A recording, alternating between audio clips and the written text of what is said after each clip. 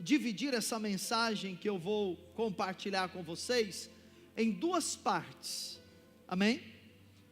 Duas partes, uma parte que nós vamos falar um pouco sobre aquilo que Deus nos chama para fazer, aquilo que Deus nos chama para ser, e a segunda parte, como Deus quer nos salvar e como Deus quer nos usar para a salvação de outras pessoas. Glória a Deus.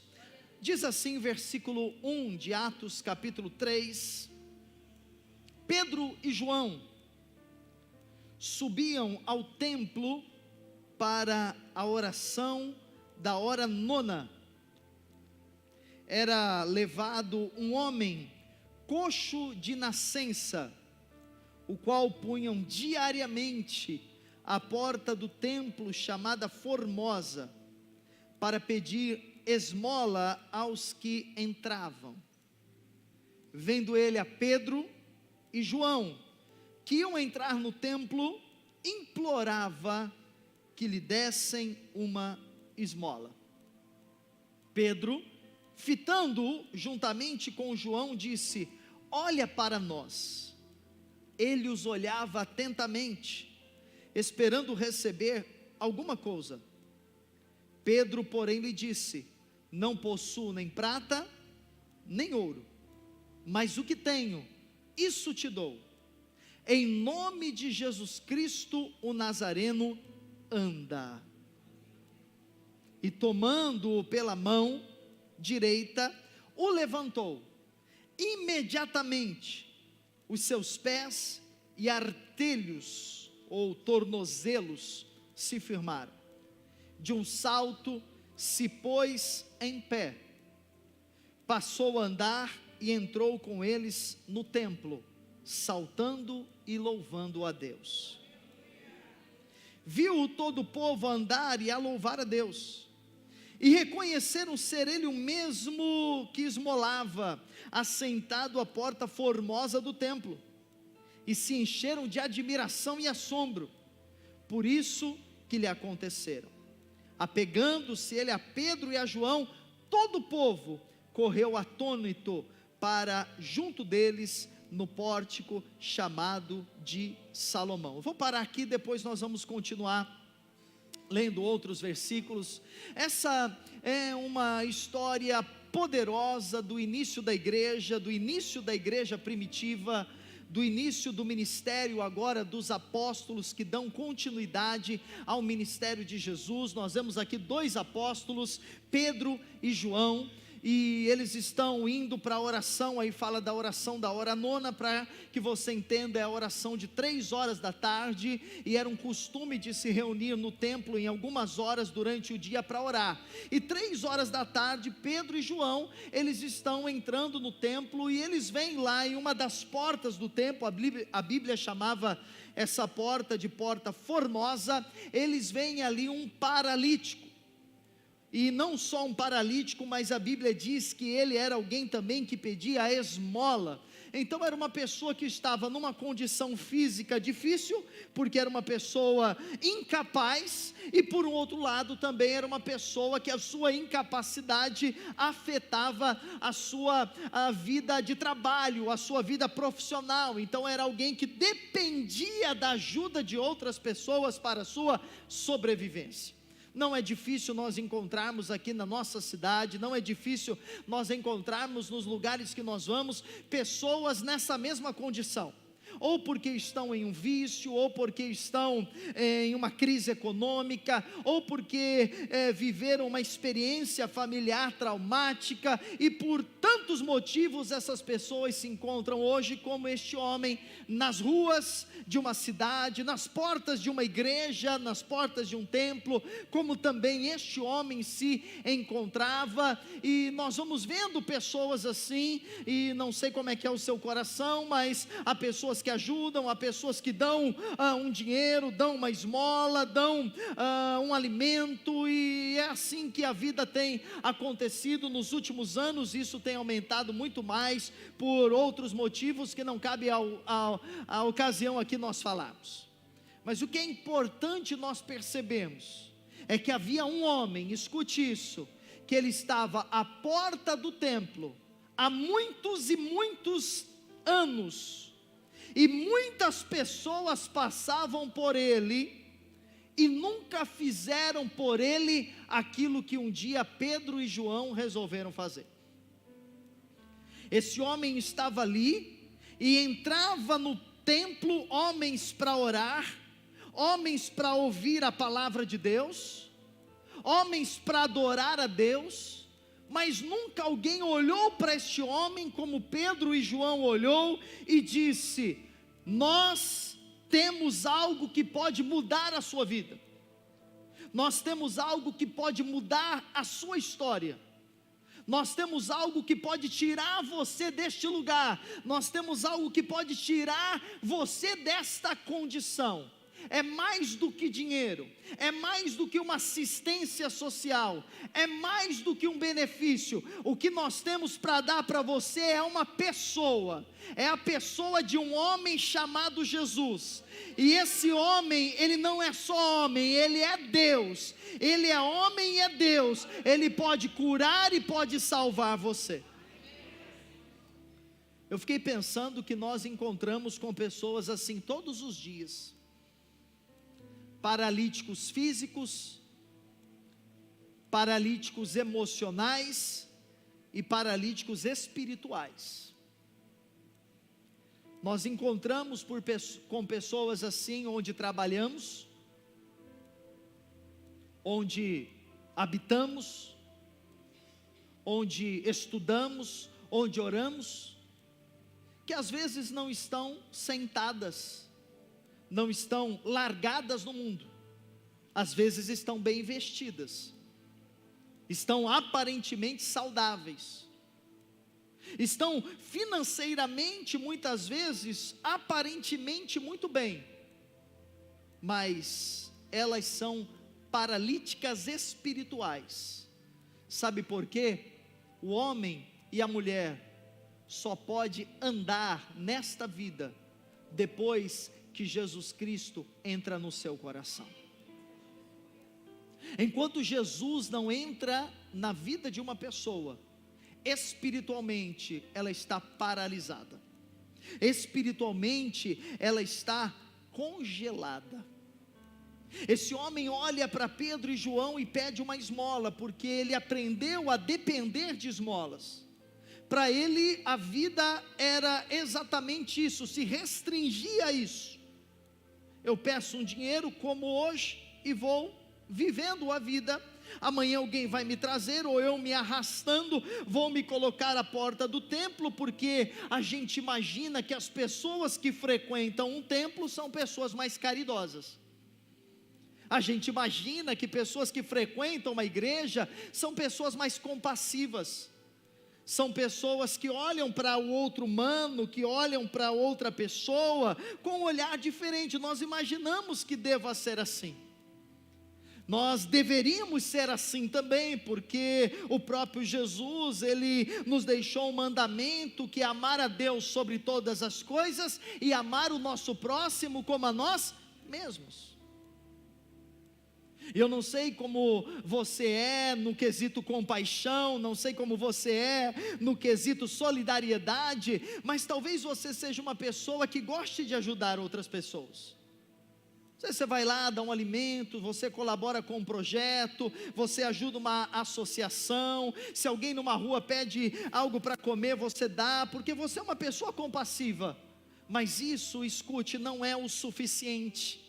Isso não é capaz de mudar a vida de uma pessoa. Muitos religiosos cruzaram o caminho daquele homem, e se ele estava ali há tanto tempo, é porque ele tinha ajuda ali. As pessoas que estão na rua, elas sabem bem os locais onde elas devem estar, onde há trânsito de pessoas, onde há pessoas com uma classe mais favorecida. Elas sabem, elas têm uma noção da cidade, e elas sabem o lugar onde elas não vão ficar privadas, onde elas vão ter apoio. Esse homem sabia: aqui nessa porta do templo, chamada Formosa, quando passam pessoas por aqui, essas pessoas me ajudam, e é aqui que eu vou ficar. E ele foi ajudado inúmeras vezes, mas a vida dele não foi transformada. Eu fico pensando, irmãos, que nós podemos ser um canal de Deus para transformar a vida das pessoas, oferecendo para elas Jesus, oferecendo para elas a salvação, notando que no nosso caminho há pessoas como este homem, há pessoas que estão vazias, há pessoas que estão deprimidas, há pessoas que estão hoje sem Deus, caminhando à perdição eterna, há pessoas que estão enganadas em uma religião em que Deus não está, há pessoas que estão enganadas em uma filosofia de vida contrária à palavra de Deus, e que falta para elas fazer aquilo que Pedro e João fez. Olha aqui para mim, que eu preciso falar algo para você. Você está entendendo isso? A Bíblia diz que aquele homem olhou para Pedro e João e disse: me dá uma esmola. Pedro e João disseram: olha para nós, nós não temos nem prata nem ouro, mas o que nós temos nós vamos dar para você. Eu só sou capaz de dar para alguém o que eu tenho, eu só sou capaz de entregar a alguém o que me foi dado, e se me foi dado Jesus, eu posso dar Jesus às pessoas. Se foi me dado Deus, eu posso dar Deus às pessoas. Se foi me dado salvação, eu posso dar salvação às pessoas.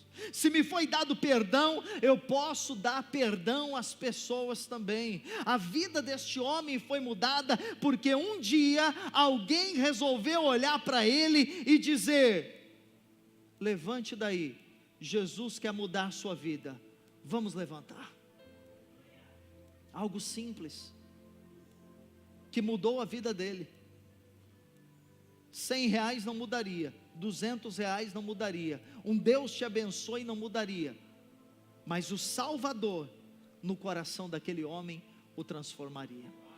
Eu quero, querido, incentivar você, porque a igreja ela não pode perder o seu caráter evangelístico, a igreja não pode perder a sua missão.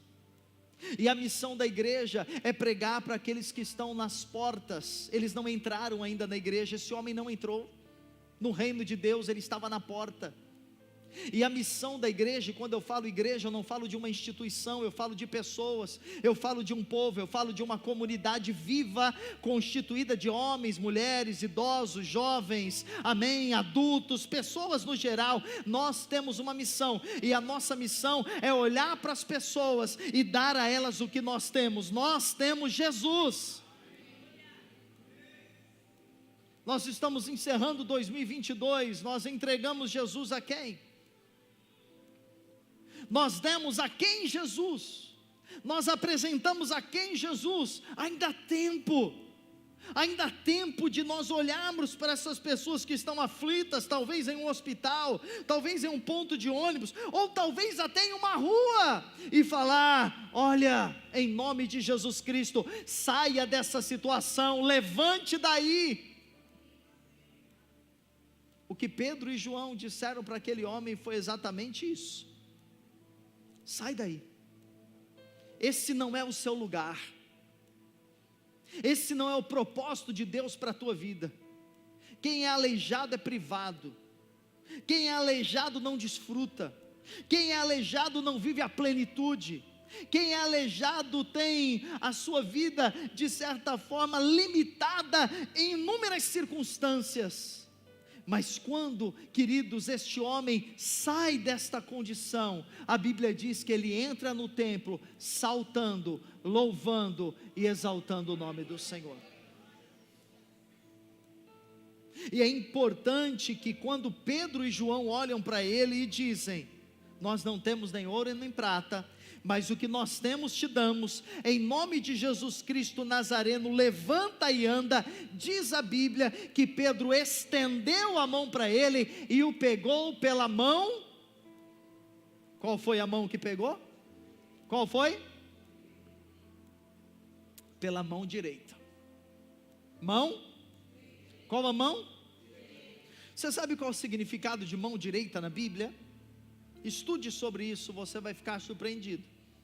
Todas as vezes que a Bíblia fala sobre a mão direita, a Bíblia está falando: a mão direita é a mão da honra, A mão direita é a mão da exaltação, a mão direita é a mão da nobreza. Quando o rei ia estender a mão para favorecer alguém, ele estendia a mão direita. Quando o rei ia estender o cetro para trazer alguém à sua presença e abençoá-lo e favorecê-lo, o cetro era estendido pela mão direita. Quando Pedro estendeu a mão e puxou aquele homem pela mão direita, e aquele homem sabia: a minha vida está sendo mudada, agora eu vou assumir o meu lugar, agora eu vou assumir a minha identidade. Eu não nasci para paralisia, eu não nasci para mendigância, eu não nasci para falta, eu nasci para habitar na casa de Deus, eu nasci para ser nobre, eu nasci para ser um rei. Por isso ele sai da margem, ele entra na casa de Deus, trazido pela mão direita.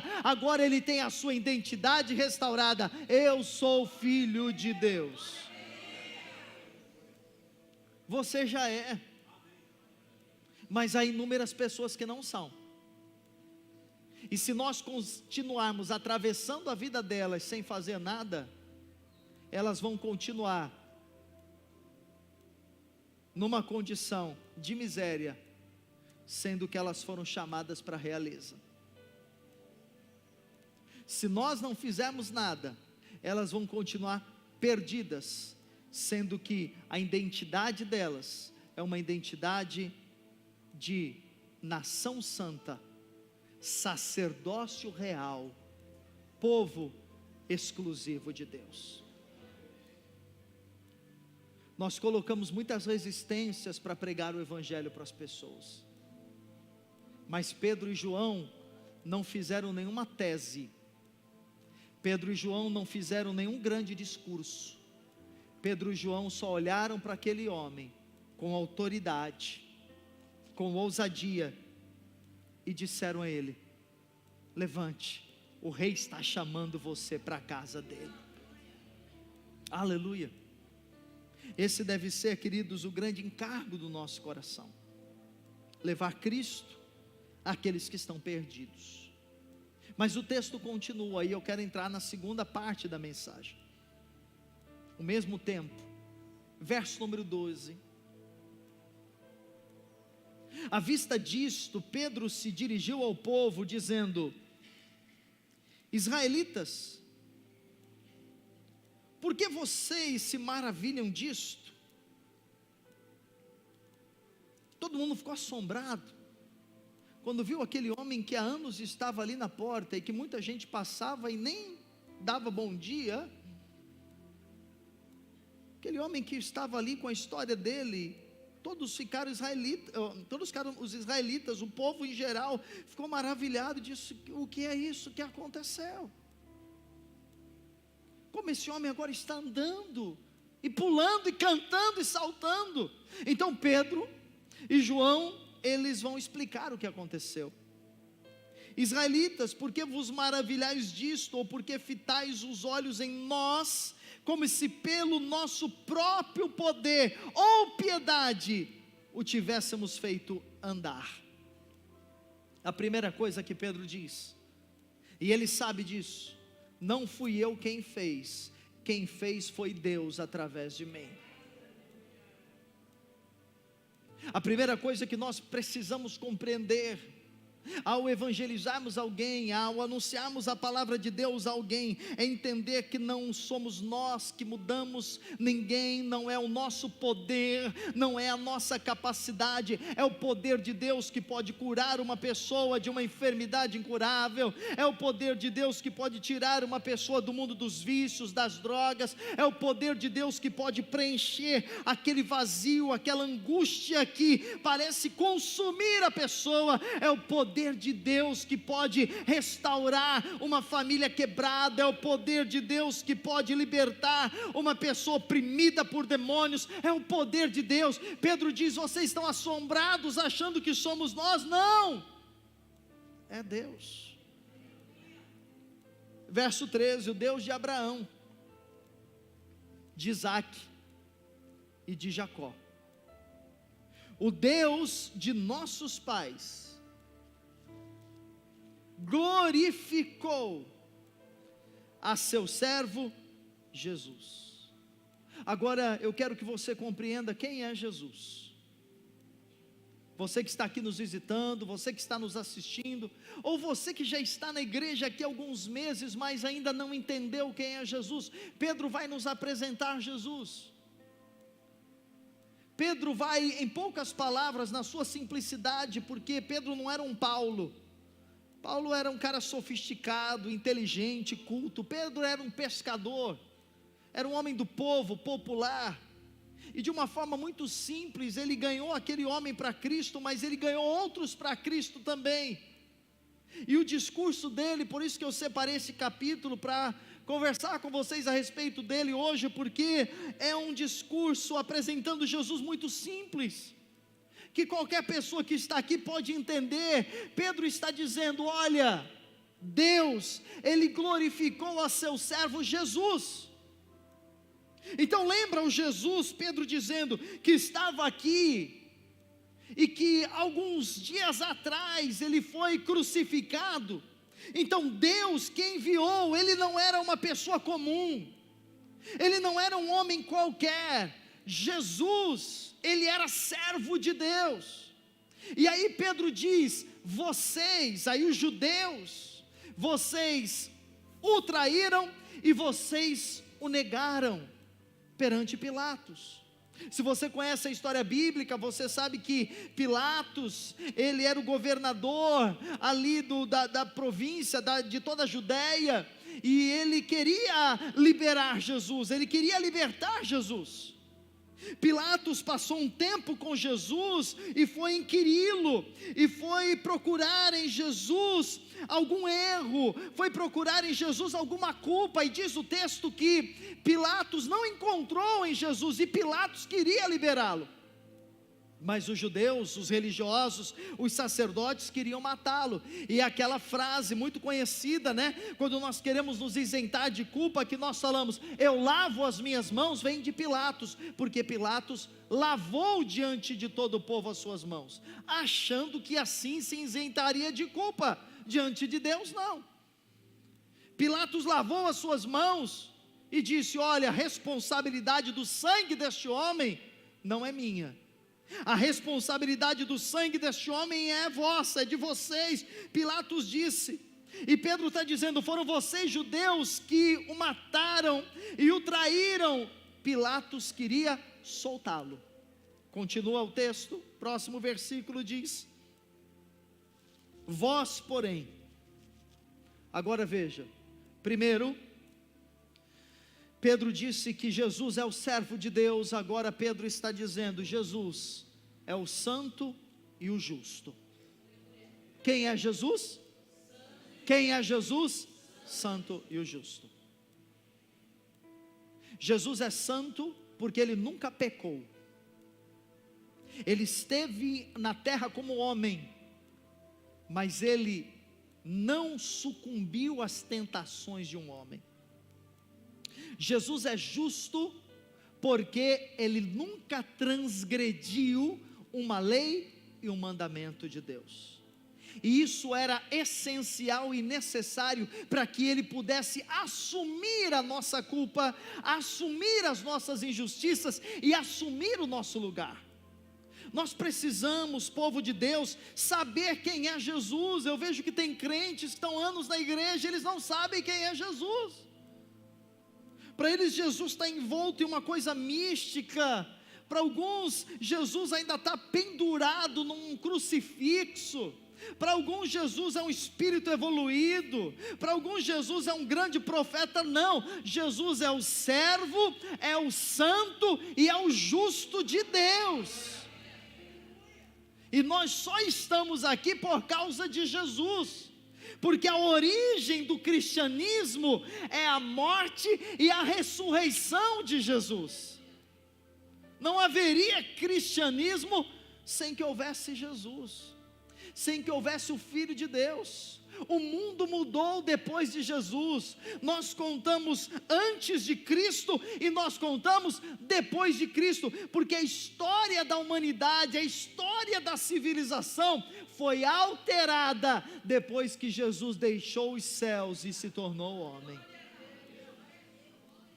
E é esse Jesus que precisa ser pregado no mundo. É esse Jesus que você precisa pregar onde trabalha, onde mora, onde estuda, para os seus amigos, para a sua família. É esse Jesus que você deve desejar que a sua família tenha, que os seus pais tenham, que o seu cônjuge tenham, que os seus filhos tenham. É esse Jesus que você deve levar às pessoas. Pedro continua dizendo, versículo 15: Dessarte, matastes o autor da vida. Diga, Jesus é. Diga para quem está ao seu lado, Jesus é o autor da vida. Aleluia. A vida foi gerada nele. Por isso que ele é chamado em Apocalipse de Alfa e Ômega. Por isso é dito a respeito dele, aquele que era, aquele que é e aquele que há de ser. Por isso que é dito sobre ele, antes que houvesse mundo, eu sou.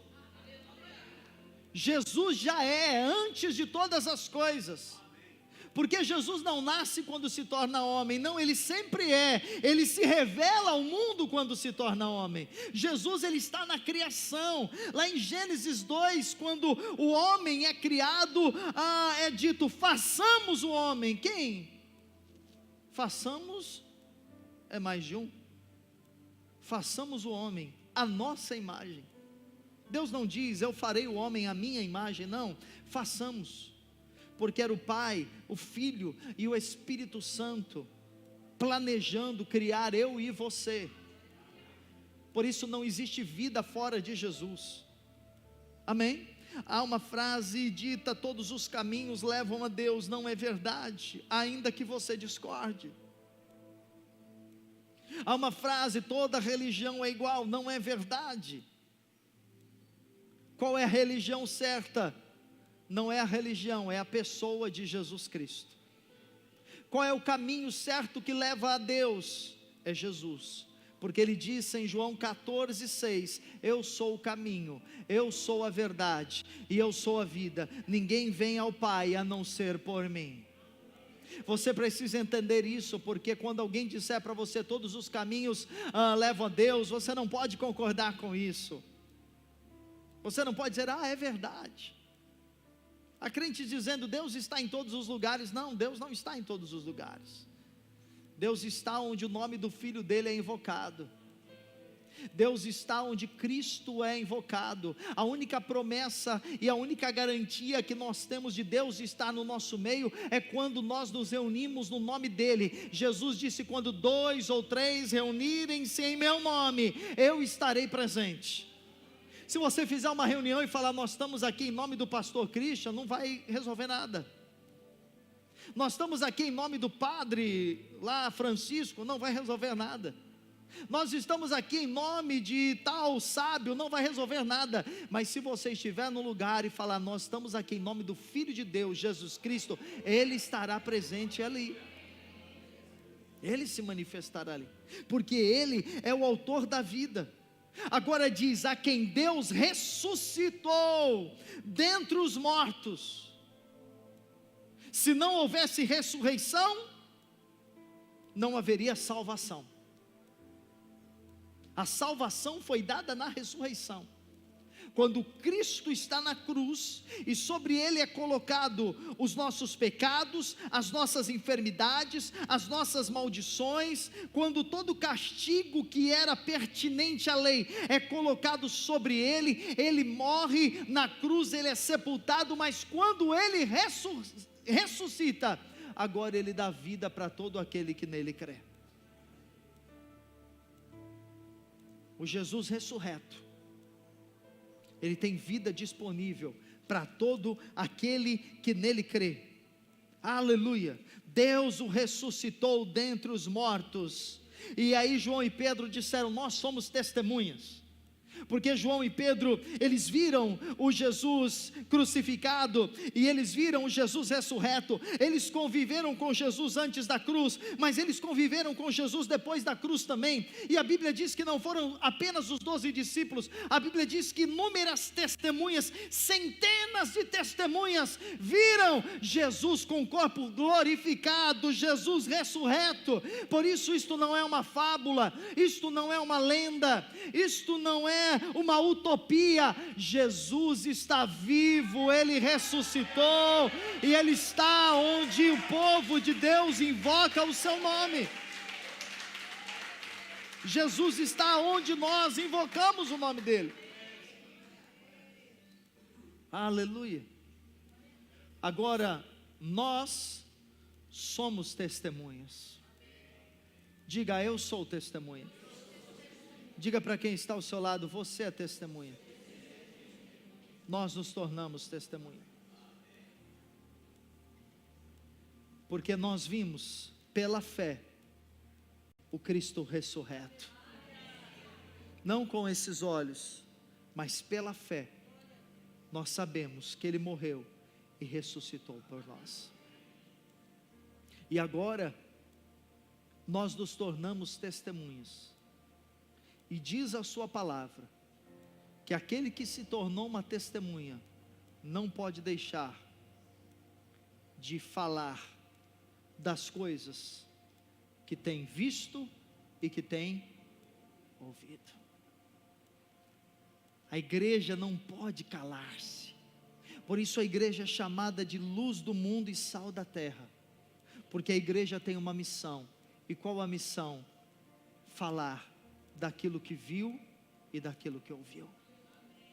O que Jesus fez em sua vida é necessário falar, é necessário contar. Se todos os dias você orar e dizer: Pai, eu vou sair para trabalhar, eu vou ao mercado, eu vou à feira, Pai, todos os dias eu quero falar de Jesus para alguém, você vai ver a infinidade de possibilidades que Deus vai proporcionar a você. Vão ser inúmeras, vão ser muitas. Se todos os dias você falar: Pai, me dá a oportunidade de evangelizar essa semana 1, 2 pessoas, você vai ver as inúmeras pessoas que vão aparecer diante de você, para que você possa semear a palavra, para que você possa liberar a semente do evangelho ao coração delas. Versículo 16, já estou encerrando. Pela fé, Pedro continua dizendo: em o nome de Jesus, esse mesmo nome, pela fé em quem? No nome de Jesus. Esse mesmo nome fortaleceu a este homem, que agora vedes e reconheceis. Sim, a fé que vem por meio de Jesus deu a este saúde perfeita na presença de todos vós. Então Pedro coloca aqui um outro aspecto do evangelho. Pedro diz: não apenas o evangelho salva, como o evangelho cura também. O evangelho deu a esse homem poder para sair dessa enfermidade. O evangelho deu a esse homem poder para ser curado. 17. E agora, irmãos, eu sei, Pedro dizendo, que tudo que vocês fizeram até hoje, Pedro está pregando para os israelitas, para os judeus, e é interessante que Pedro está pregando dentro da igreja, ou um pouquinho mais fora do templo, num lugar chamado Pórtico de Salomão. Depois você vai ver isso aí. E ali estavam judeus religiosos que conheciam a Deus, mas não conheciam Jesus, porque conhecer uma religião não é sinônimo de conhecer a pessoa de Jesus, são coisas distintas. Por isso que toda pessoa precisa ter uma experiência com Jesus. Aquela que nasce e os pais já são convertidos, A salvação dela não é a salvação dos pais dela, ela precisa ter uma experiência com Jesus. Eu lembro que quando as meninas nasceram, primeiro a Nicole, depois a Manuela, nós sempre oramos por isso, eu e Fabiana, sempre pregamos o Evangelho para elas, porque nós sabíamos que nós sermos cristãos, nós sermos pastores, não era garantia de que as nossas filhas seriam salvas. Elas precisariam ter uma experiência com Jesus, elas precisariam se arrepender dos seus pecados, elas precisariam confessar Jesus como Salvador, e serem batizadas, e descerem as águas do batismo, até que chegou o dia que elas tiveram essa experiência com Deus. Porque não é a religião dos pais, não é a religião dos avós, não é a religião de um país que salva alguém. O que salva é esse encontro vivo e real com Jesus Cristo. É isso que salva. E João e Pedro está dizendo: olha, tudo que vocês fizeram foi por ignorância. Não é, irmãos? Quantas coisas antes de Cristo nós fizemos por ignorância? Quantos lugares nós fomos acreditando que Deus estava lá e Ele não estava? Quantas coisas fizemos, pagamos, falamos, acreditando que a mão de Deus estava naquilo e não estava. Mas a Bíblia diz que Deus não leva em conta os tempos da nossa ignorância. Por isso Ele nos salva e nos perdoa. Verso 18: mas Deus, eu estou encerrando, assim cumpriu o que dantes anunciara por boca de todos os profetas, que o seu Cristo havia de padecer. Foi profetizado. Antes, muito antes de Cristo vir, foi profetizado. Cristo não, Jesus foi profetizado que Ele viria e que Ele sofreria. Agora, o verso 19 é a chave desse texto, para que a gente possa fechá-lo. Verso 19, eu quero bastante a sua atenção. Arrependei-vos, pois, e convertei-vos, para serem cancelados os vossos pecados, a fim de que da presença do Senhor venham tempos de refrigério, e que Ele envie o Cristo, porque esse Cristo que morreu, ressuscitou e que subiu ao céu, Pedro está dizendo, Deus vai enviá-lo novamente. Esse Cristo vai voltar, mas agora Ele não vai voltar mais para ir para a cruz, Ele vai voltar para levar aquele que é dele,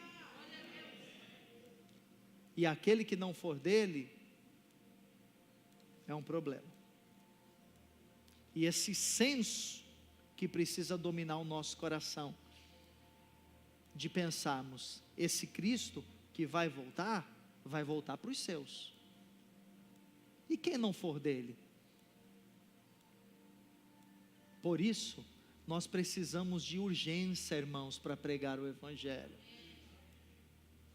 Por isso nós precisamos de urgência, para trazer as pessoas para o culto, para levá-las à célula, para convidá-las para um dia com Deus, porque há um relógio que não é esse que nós temos, há um relógio espiritual, que está retendo Jesus nos céus, mas Pedro disse que haverá um momento em que o céu será aberto, e Jesus virá, maravilhoso para quem é dele, mas será uma tragédia para aquele que não é.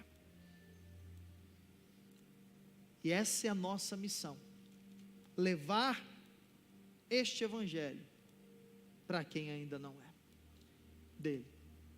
E como isso acontece? Através de duas palavras que nós lemos: arrependei-vos e convertei-vos, para que os vossos pecados sejam cancelados, perdoados. Há duas palavras. A primeira é arrependimento. O que significa arrependimento? Se você for no original, no grego, você não vai encontrar choro, grito, remorso. Embora um arrependimento pode ter choro, pode ter muita emoção, mas a palavra arrependimento no original é mudança de mente, mudança de mentalidade. Pedro disse: há duas coisas para que uma pessoa seja salva: arrependimento e conversão. Então, quando eu mudo a minha mente, eu me converto. E o que é converter? É eu estar indo em um caminho, em uma direção, e eu vou agora fazer uma conversão, e eu vou em outra direção. O homem sem Deus, ele está indo em um caminho, ele está seguindo uma direção, é a direção da vida sem Deus. Eu faço o que eu quero, eu mando na minha vida, eu não devo satisfação para ninguém, eu compro, vendo, vou, eu faço o que eu quero da minha vida. Eu não estou preocupado em saber o que Deus quer, eu não estou preocupado em saber o que agrada a Deus ou não, porque eu estou andando como o Senhor da minha vida. E pode ser que essa vida até pareça uma boa vida, mas disse o sábio Salomão: há caminhos que ao homem parecem maravilhosos, mas o final desses caminhos é um caminho de morte. Você olha numa TV, numa rede social, e você vê pessoas que elas não são de Deus, elas são até contra Deus, e parece que elas têm uma vida maravilhosa, com carros de milhões, com casas de milhões, mas diz a Bíblia que sem Cristo, o fim do caminho delas é morte, e não é morte só morte, é morte eterna. Por isso, Pedro diz, é necessário se converter, mas só converte quem muda a mente. E que mudança de mente é essa? É simples, é eu entender que até hoje, eu governei minha vida, eu fiz com a minha vida o que eu quis, mas agora, eu vou colocar o governo de Deus na minha vida. Agora Jesus vai ser o meu Senhor, agora Jesus vai ser o meu Salvador. Certa vez eu ouvi um pregador dizendo que no nosso coração tem um trono, e nesse trono só podem estar assentadas duas pessoas: o eu ou Cristo, ou eu ou Cristo. E quando nós decidimos tirar o eu e colocar Cristo, houve uma mudança de mente e uma conversão. Nós estamos salvos para a glória de Deus. E agora vamos andar com Ele, e vamos aprender dEle, e vamos fazer a vontade dEle, e vamos servi-lo, e vamos viver para a glória dEle. Esse é o convite do Evangelho. É uma troca de senhorio. Sai eu e entra Cristo.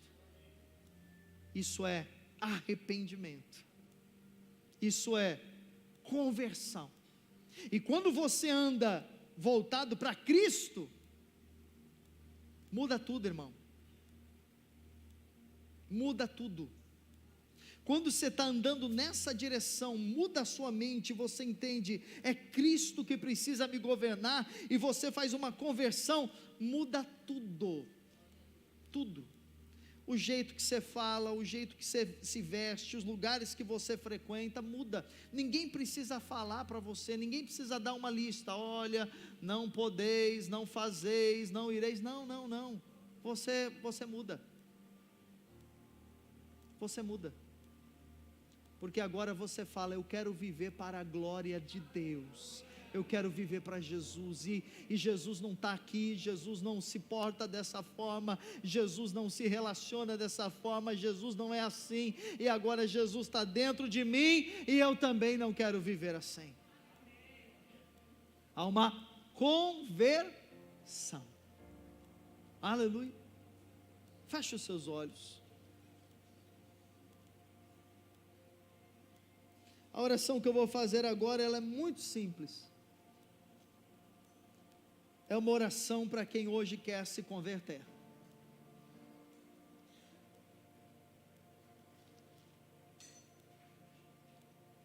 É uma oração para quem hoje quer se arrepender. É uma oração para quem hoje quer entregar a sua vida a Jesus.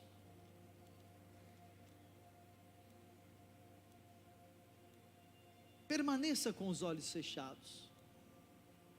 Agora é hora de você refletir sobre a sua vida e dizer: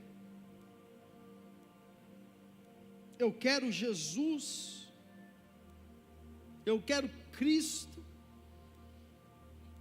eu quero andar com Ele, eu quero ser dele. Eu quero tê-lo no meu coração, na minha vida, no meu lar, na minha profissão, em todas as áreas da minha vida, eu quero tê-lo. Aleluia, é a hora de nós decidirmos. Talvez você está aqui hoje e não fez essa escolha, não tomou essa decisão. Pode ser que você esteja aqui pela primeira, segunda, terceira, não importa.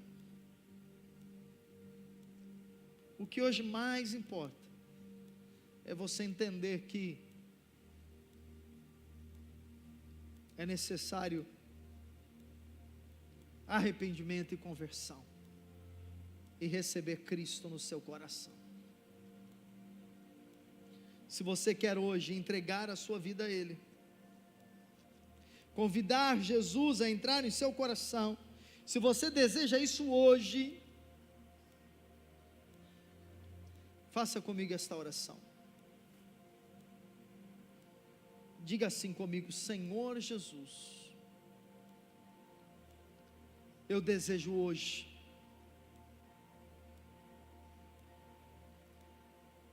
entregar a minha vida ao seu controle. Senhor Jesus, hoje eu me arrependo e me converto.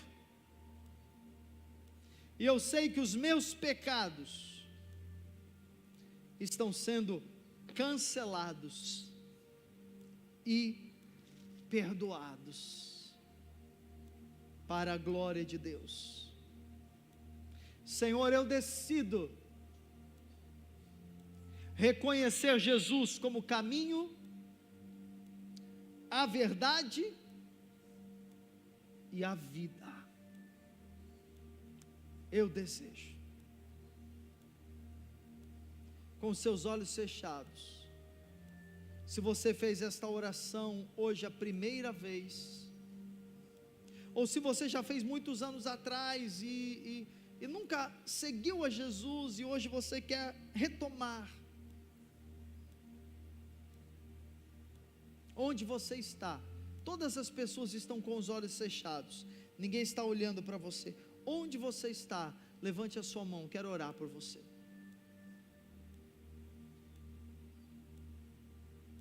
Só você levantar a sua mão. Se você hoje quer entregar sua vida a Jesus. Alguém? Isso, fique com a mão levantada, olhos fechados. Senhor, abençoa esta mão que está se estendendo, sela ela com a tua graça, o teu perdão e a tua salvação, Pai, para a glória de Deus. Ainda com os olhos fechados, toda a igreja, eu quero fazer uma segunda oração. Essa segunda oração é uma decisão nossa de ser testemunhas de Jesus, de dizer: Senhor Jesus, eu não posso mais ficar calado, eu tenho que contar para as pessoas o que eu tenho visto e o que eu tenho ouvido. Eu tenho que contar. Aleluia, aleluia, aleluia. Oh Espírito Santo, se você quer ser essa testemunha de Jesus, se você quer ser essa pessoa que vai levar Jesus a outros, se você quer assumir um compromisso e dizer: olha, eu quero a partir de hoje, eu quero que Deus me use para salvar as pessoas, para levar Jesus às pessoas. Se você quer ser essa pessoa, fique de pé no seu lugar, eu quero orar por você. Aleluia. Põe a mão sobre o seu coração. Diga assim comigo: Senhor Jesus, eu quero ser um canal do Senhor, um instrumento do Senhor, para a salvação de outras pessoas. Senhor Jesus, me use com a tua graça para pregar o teu evangelho. Senhor Jesus, eis-me aqui, usa-me, envia-me, onde você quiser que eu seja enviado, para ser uma bênção nas suas mãos. Deixa eu orar por você, Pai, em nome de Jesus. Aqui estão os teus filhos e as tuas filhas, que nesta noite, Pai, estão querendo ser um canal do Senhor, um instrumento do Senhor, para a salvação de outros. Eles querem ser como Pedro e João, passando por aquela porta, olhando para aquele homem e levando aquele homem a ter uma experiência com Jesus. Eu oro para que Deus te dê coragem